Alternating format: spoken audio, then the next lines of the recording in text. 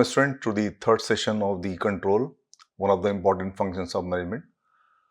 Students, in our last sessions, we discussed the conceptual approach of the control mechanism. Now we are going to become more practical in nature. We are going to see that how the control is exercised. So here comes the first of all a very important discussion on the types of control. Basically, there are 5 types of control mechanisms available, but 3 of them are considered as most important one, which are based on the time of action.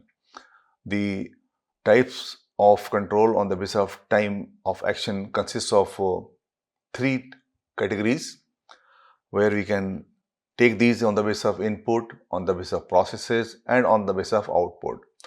On the basis of input, first of all, there is a feed-forward control. The feed-forward control is a type of control mechanism where we anticipate the problems.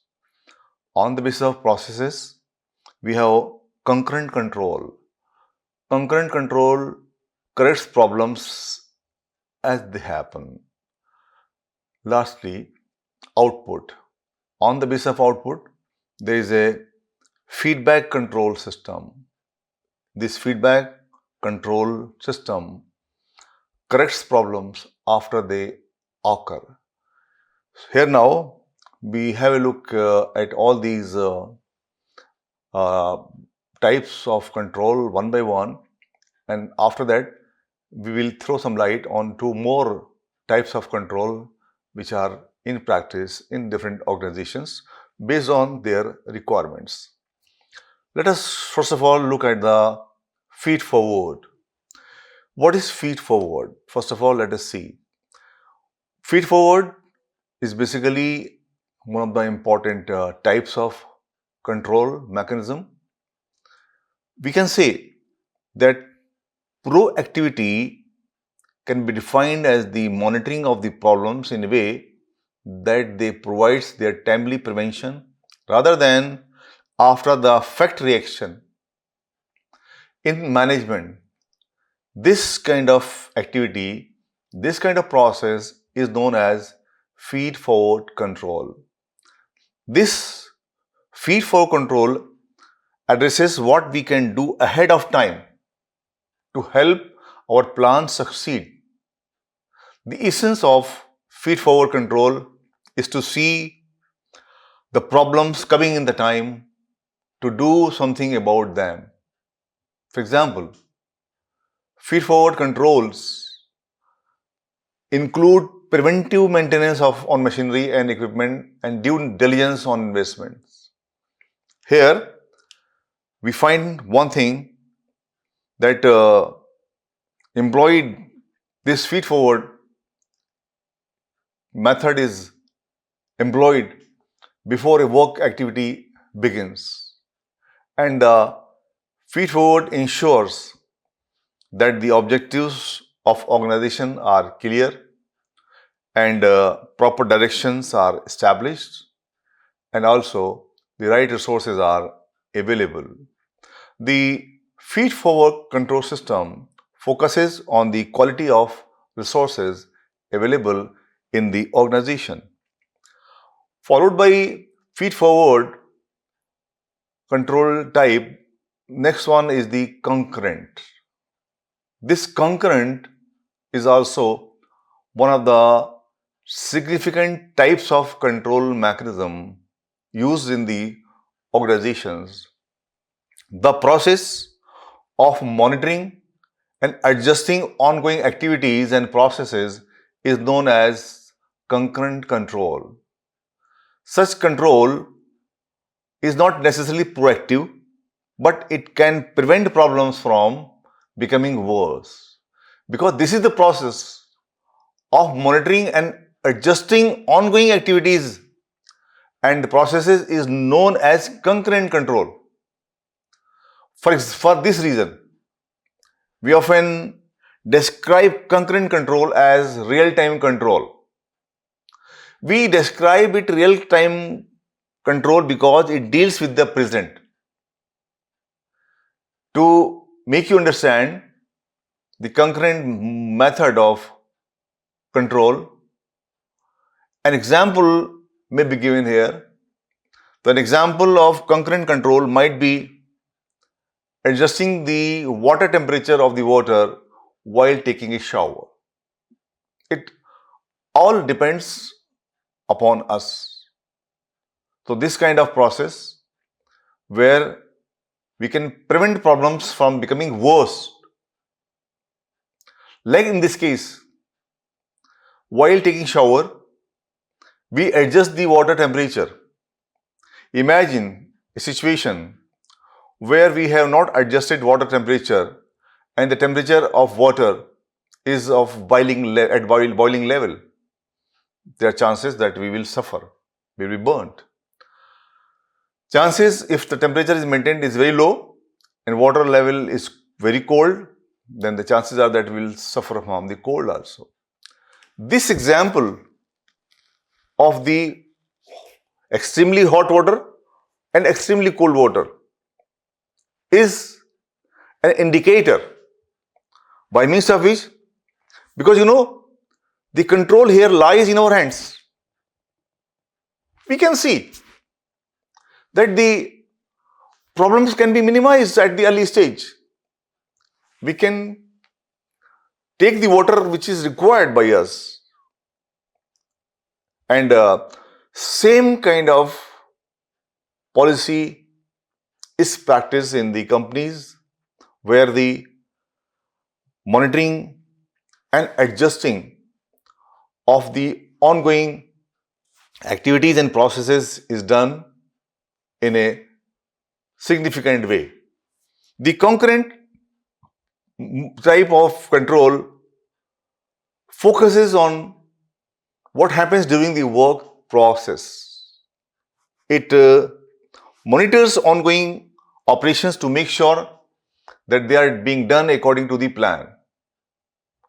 And lastly, concurrent control can reduce waste in unacceptable finished product or services, due to which, if it is not done, there will be a high rise in the cost. Third important type of control which is exercised in business world is the feedback. The word feedback is very common word. We all know what is feedback. Now, when it comes to feedback as a control mechanism, you must understand here that the feedback control involves gathering information about a completed activity. It gathers information about a completed activity and also evaluating that information and taking steps to improve similar activities in the future.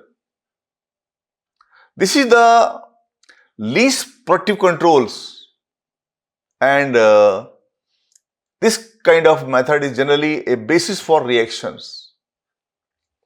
Feedback control permits managers to use information on past performance to bring future performances in line with planned objectives. What is required? That the managers should understand this philosophy of past performance and the future performance so that the goals of organization are achieved. Here, feedback mechanism, feedback control takes place after the work is completed. And here the focus lies on the quality of the end results. It provides useful information for improving future operations of the organization.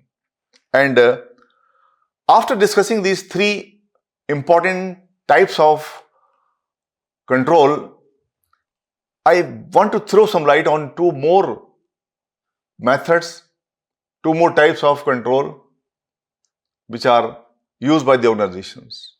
These consist of cybernetic control. Cybernetic control is also one of the types of control. It is a self-regulating system. It can automatically monitor the situation, and it can not only automatically monitor the situation but takes corrective actions also as and when required, thereby doing away from the role of human being, thereby doing away with the need for human intervention. This is a new kind of approach of control. Another important type of control is the non-cybernetic control. This type of control system relies on human discretion. When we use the word discretion, means choice. Some areas require managerial discretion to determine what corrective actions are necessary to minimize deviations from established standards. So this is the brief idea about the 5 types of methods of control. The flowchart of the type of control you can see has been prepared for the purpose of mainly 3 major type of control. Here you can see input, processes and output are there. In case of input, you find here there is feed forward control, which anticipates the problems. The processes are there connected with the concurrent control. It corrects problems as they happen. Output is related to the feedback. Feedback control corrects problems after they occur. So this was a detailed idea about the types of control organizations depending upon their size, depending upon their requirements. Try to use these types of methods, not requirement. Sometimes it becomes compulsory to make use of one of the types of methods of control. Now friends, after discussing the types of control, we are jumping to a very important type of aspect relating to the control.